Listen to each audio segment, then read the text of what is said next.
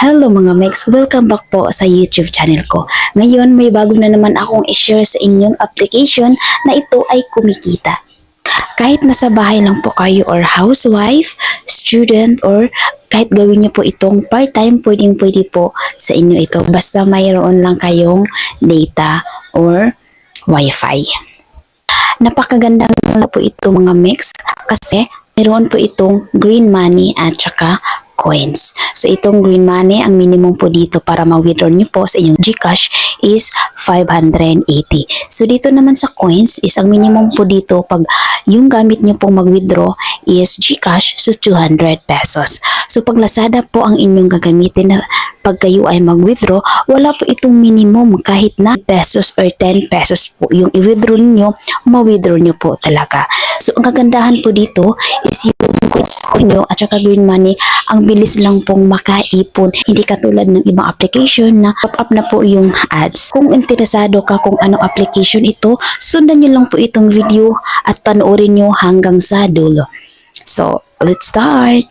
Kung bago ka pa lang sa YouTube channel ko, huwag kalimutang mag-subscribe and click the notification down below para palagi kang updated. Itong laro na ito, itong Call Lady is hindi po ito mahirap laruin. Napakasimple lang po itong laro. Kahit sa anak nyo, pwede nyo pong ipalaro itong Call Lady na po. For example lang po ito, nahirapan ka sa level 10, so pwede nyo po itong i-skip. Hindi po katulad ng iba na hindi po nyo po may skip. Ito ay may skip nyo po talaga. Tapos, kahit na-skip nyo yun, di ba yung iba is pag skip nyo, wala kayong ma-earn doon. Dito, is kahit nyo po i-skip, ka-earn po kayo ng coins. So, yun pong makakaganda po itong laro na ito, itong Call Lady. Ituturo ko sa inyo kung paano ito laruin at paano mag-claim ng mga tasks or ng rewards dito sa Call Lady. So, after po natin na-open itong Call Lady, so maglaro po tayo. Dito po natin makikita itong lives po natin, itong heart po natin 8 over 8. So, tap po natin itong start game.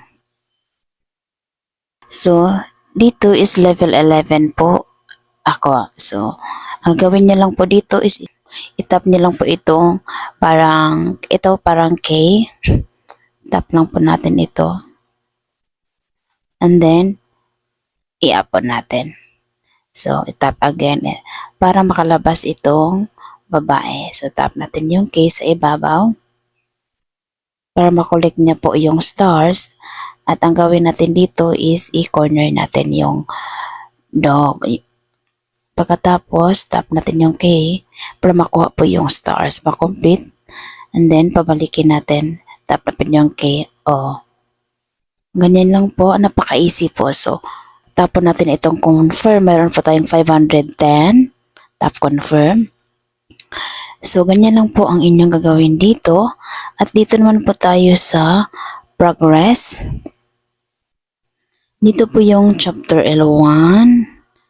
2 until 12. So, dito po sa chapter 1 is tapos na po ako dito. So, itap po natin itong claim. So, meron po tayong 110. Tap I know. Ako po ay nasa level, nasa chapter 12. So, natapos ko na po lahat itong level progress 10 over 10. So, itap nyo lang po itong claim. So, I have 85 pesos, then tap I know. So, dito sa star progress 20 over 30. So, kulang pa din ako ng 10 para maging 30. So, i-collect natin itong 25 at saka itong 55. So, tap natin ito ng claim. So, meron tayong 25, then i-tap I know. So, tap natin again yung claim. Tap 55, tap I know. So, ganyan lang po ang inyong gagawin. So, back po tayo. At dito na din tayo sa mission. So, itong mission dito is, ang nagawin niya lang po natin dito is i-complete niyo lang po ito daily task. So, i-complete niyo po ito everyday. Ito. So, nagawa ko na po ito lahat except po dito sa invite friends. So, naganawa ko na po itong download and play. Complete 5 times. Cumulative videos. Pass the level 3. Star level online time. So, itap ko lang po itong receive para makakuha na rin tayo ng coins. So, tap po natin itong receive. So tap I know. Then ito completed 5 times. Tap receive. Ganyan lang po inyong gagawin. Mag-collect lang po tayo. Mag-collect. So mag-collect po.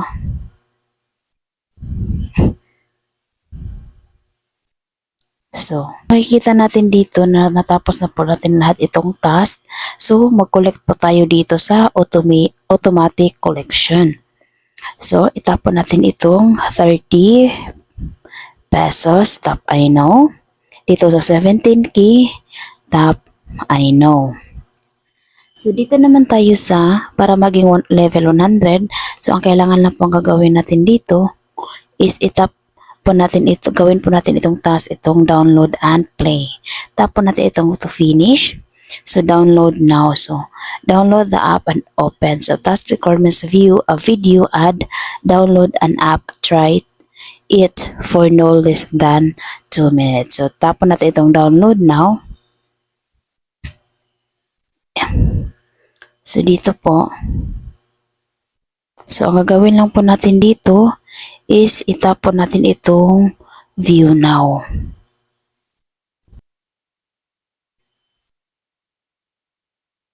So, nagawa na po natin yung task. So, makikita natin dito sa basta dito sa download and play is yung time natin is 4 minutes and 9-10 seconds. So, pag matapos na po yun, i-fast forward ko na lang po.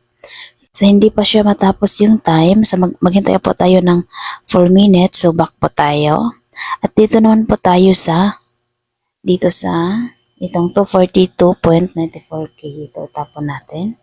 So, dito sa free and freeze is, meron po na akong 386.60. It means po, yung green money na ito is naka-freeze. Then itong coins na 242.94K coins is naka-freeze po. Dito po sa free and freeze once a day after passing 10 level 10/10. So, itap po natin itong free and freeze pag nakaabot na po tayo sa level 10. So, hindi ko na po tinatap yung free and freeze kasi meron po itong time.